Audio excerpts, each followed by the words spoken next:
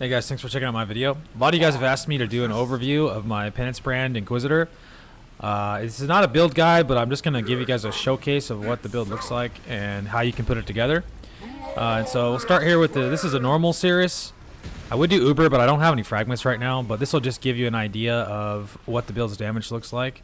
It's absolutely obscene how much damage this skill has. So you'll see how fast he dies here. That's like one brand. Like less than the duration of one brand, and he's just dead. Uber Cyrus, I've done Uber Cyrus about 4 or 5 times now, and he died extremely fast. Not quite that fast, obviously, but very, very fast. So the build's damage is just obscene, and this is on an SSF friendly budget here. The only item I have that's not really SSF friendly is this Penance brand replica Dragon Fang. Somebody else in my private league, I'm playing in a private league, by the way, if you didn't know that. So this is not quite SSF, but you know, pretty close to SSF. Somebody else found this amulet from like Kadiro or Nameless Seer or something and traded it to me, but everything else I made myself. And the build is just incredibly powerful, especially as a bosser. And so that's what bossing looks like. The damage is just insane. I'll run a quick tier 16 here just to show you what that looks like. We have an explodey chest, which I have crafted 2 of the worst explodey chests ever known, but this was the better of the 2. And I just Awakener Orb together Frenzy on hit with the explodey mod. And the way I did that was just rolled the Frenzy mod with like Chaos Orbs on a whatever chest, and then I used a Conqueror Orb to slam a Sacred Chainmail, and then I Harvest swapped it until it was Crusader, and then you do Reforge Fizz on the Harvest bench here until you get the Explodey mod. Now I happen to have an Orb of Dominance, which I used to elevate the tier 2 mod up to tier 1 because the tier 1 mod is very, very low weighting and it's very hard to roll. So if you hit the tier 2 mod, you can Orb of Dominance it up to tier 1 if you do Reforge Crit. So you roll the tier 2 Exploding mod with the Reforge Fizz, and then you lock prefixes Reforge Crit, and that guarantees you a Power Charge mod suffix, which then you can use the Orb of Dominance to try to 50-50 elevate the Explodey mod up to tier 1, because rolling the tier 1 mod is just a super big pain. But if you get lucky, you can just roll the tier 1 mod with the Harvest bench, and then you Awaken or Orb the Frenzy on hit mod with the Explodey mod, and voila, this is what I hit. And so with this Explodey chest plus Herald of Ash, we get very nice explosion clear. We can almost clear the map with Frostblink. Not quite, but a lot of stuff just blows up with Frostblink, as you'll see here. And so you can I like to Frostblink around a lot, and then whenever you find a rare or a betrayal encounter or whatever, you just put a brand down and everything just kind of instantly falls apart, falls over. If you want to use Mage Blood, it's like super strong. You can just run around then. You don't have to use Frostblink. I just like to use Frostblink because I don't have a Mage Blood, and if you do use Frostblink, though, that is the main reason why I'm using a Mana Flask, is the Frostblink, because Frostblink eats your mana. And if you don't have a Mana Flask, you're not going to really be able to sustain your mana. So there's the map boss. He just falls over instantly. And then the rest of the map is, pretty trivial. Just blink around, put your brands down every now and then, and they blow everything up. The explosions are good. Clear's not quite like S tier clear, but it's pretty darn good clear. And the damage being so high just kind of makes up for the fact that the coverage isn't great from Penance brand. But here's a Merc.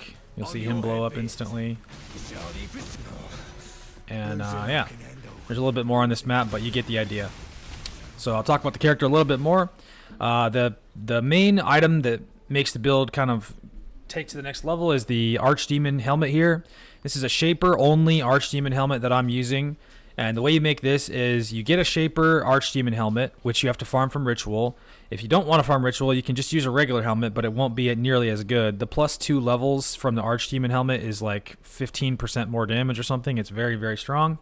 But once you have the helmet, you just make it Shaper influenced, and you just do any kind of Conqueror orb you have. If you have a Shaper one, that's fine. But if you don't, you can just use any of them and then come to the Harvest Bench and do Reforge Influence here for 1,000 blue juice until you turn it to Shaper.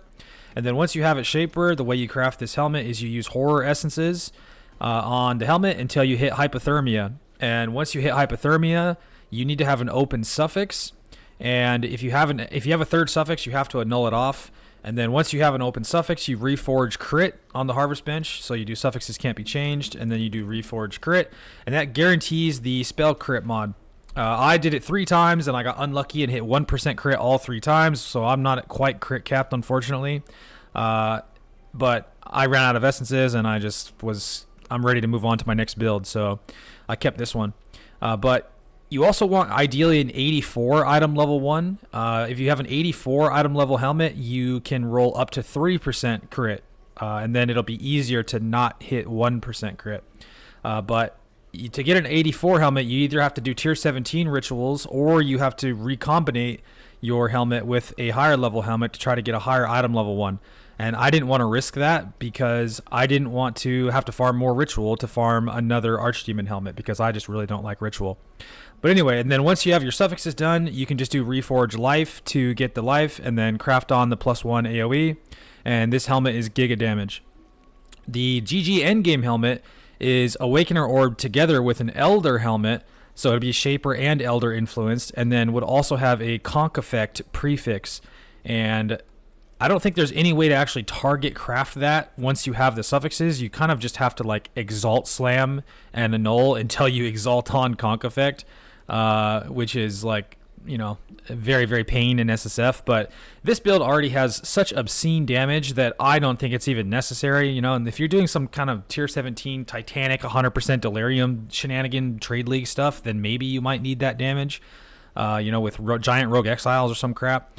But this build has more than enough damage as it is. Mine does, to kill Ubers. Like, I've killed multiple Ubers and they just absolutely melted. So I'm happy with where this build's damage is, and I'm going to keep it as my boss killer and move on to the next one. But that's how you make the helmet. The exploding chest I already explained. This ring, I got a Fractured Life Amethyst ring. I think I just did like Reforge Caster on the Harvest Bench, or Reforge Chaos maybe, until I hit the cast speed, and then Veiled on a prefix, and then non-channeling there helps the mana feel a little better. The mana is very tight the way I have this set up. I'll talk about that more in a minute. This other ring is just cast speed and life, and then attributes. Attributes are a little tight because of the precision. Precision has a very high dex requirement. This is like the highest dex requirement on the build. And then the Dragon Fang, if you don't have this, you can just use any amulet that has crit multi and cast speed. And then, you know, the plus levels, like if you can get plus lightning or plus fizz or plus all, those are all good. But you will have a little bit less damage if you don't have this, but it's not, you know, the end of the world. And then for the wands, I'm just using I recombinated this wand with fizz, cast speed, and lightning damage, and then I just multi-modded it with the spell damage and chance to deal double damage, which is very good. And the reason I chose to do that instead of crit multi was because I have this node right here from my Corrupted Soul that has double damage on it too, so I wanted to push my double damage up a little bit higher. So with that craft plus this, I have 9% chance for DD, which when it hits real hard. And then this other wand is a +1 all with cast speed, lightning damage, and then spell damage crafted. So this wand has basically 2 dead mods, which is the leech, and then the lightning damage is a little bit of damage, but you know, that should be crit multi ideally. Gloves are Chaos Res attributes, and then the rest of it basically sucks. This gear on this character is like nowhere near perfect. I didn't want to take the time to make perfect gear. And then 10% Fizz converted, and then Unnerve on the implicits. The Unnerve is more damage, and then the Fizz conversion, the other 40% you get from the Lightning Mastery right here. And so 40 here, 10 on the glove, and then Dissipation has 50% built into it, so that gives you full conversion. The belt is just life and chaos res, nothing special. This belt's not very good. Boots are just res and life with strength. Strength gives you crit because of being an Inquisitor, so strength is good. Whichever one of your attributes between strength and int is lowest gives you get that much crit chance from Righteous Providence. So strength is crit, basically, because you're probably going to have more int than strength. And then movement speed cannot be chilled. That's how I'm getting chill immunity. I'm getting freeze immunity from the Pantheon. And then the rest of my ailments I'll talk about real quick. I'm getting from Sign of the Sin Eater, from my Mercenary. So I have sort of pseudo ailment immunity with the Mercenary using this. It actually works really well. I don't notice having ailments on me most of the time. But I'll go over the rest of the Merc in a minute. And then I'm using armor, silver, and crit flasks with armor, crit, and curse effect suffixes. These are nothing special. And then the mana flask, like I said, the only reason I'm using a mana flask is because I'm using Frostblink. If you weren't using Frostblink, then you don't have to use a mana flask, because as long as you keep your Arcane Surge up from Flame Dash or whatever you want to put it on, you will have enough mana regen to cast your brand, like, you know, once every second, which is about all you need. And you won't need the mana flask. So you don't have to use that. And then a Corrupted Blood Life Flask. The Minor Pantheon, I use the Ignite one because I do Exarch altars most of the time for burning ground. And then the passive tree is I'm running an armor energy shield version of the build. You can do energy shield evasion version and come over here and get Ghost Dance and get some more stuff over here instead. But I opted to stay armor energy shield, mostly because I started this character as a Stormburst Inquisitor, and then that's why it's called Burster. And then I evolved it into the Penance Brander. But so I come over here and get this mastery, which gives you a bunch of energy shield. It's very good. And then the rest of the tree is pretty straightforward. You need this for 2 brands. You need Glorious Vanity. The reason you need this with Corrupted Soul is to sustain Righteous Fire. If you don't have this Corrupted Soul node, then you won't be able to sustain Righteous Fire. And so I'll show you what happens. If I turn my RF, my energy shield is just gone. And so would my life actually be if I didn't have that jewel in. But with this jewel, you can actually sustain Righteous Fire because it splits the damage between your life and energy shield. This is what Corrupted Soul does. 50% bypasses energy shield. So with the jewel, you actually can sustain the RF because your regen is enough to, you know, out regen the degen if it's split between your life and energy shield. And Righteous Fire is just insane. It gives you 40% more damage. If I can find, where the heck do I have it? Right here. So Righteous Fire, normal Righteous Fire is 40% more spell damage, which is just nuts. And so that's the whole reason for this Glorious Vanity. And then I happened to get this good node here on it, so I just decided to anoint this because it was a really strong anoint choice, and it was like cheap oils. And then triple brand wheels here. So one here, one here, one here. And the 2 additional brands and the brand attachment range I think are pretty mandatory, especially for mapping. And then this brand jump mastery here, the one that says they attach to a new enemy every time they activate. I think this is really quality of life for mapping.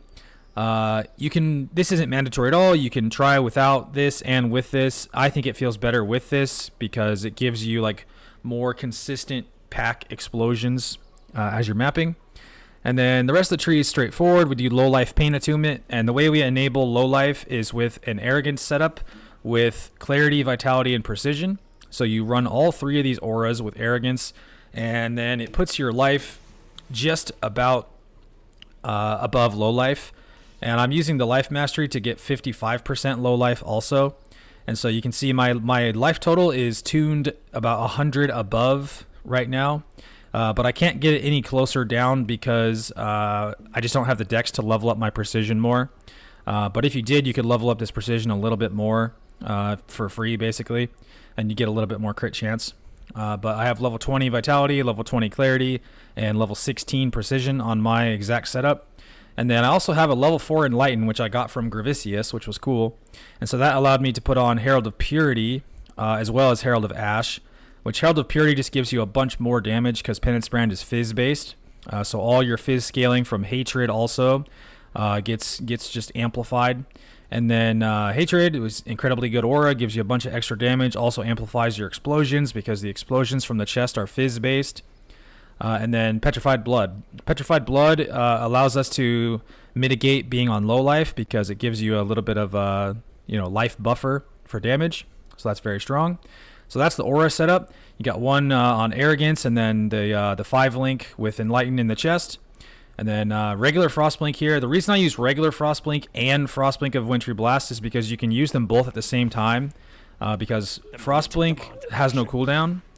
So you can kind of use both at the same time. It's kind of hard to do it in my like really small hideout here. But I'll show you here. my Frostblink of Wintry Blast I have with Spell Echo and faster casting. If you just use Spell Echo, it will double cast like this. Like this is one click, double cast.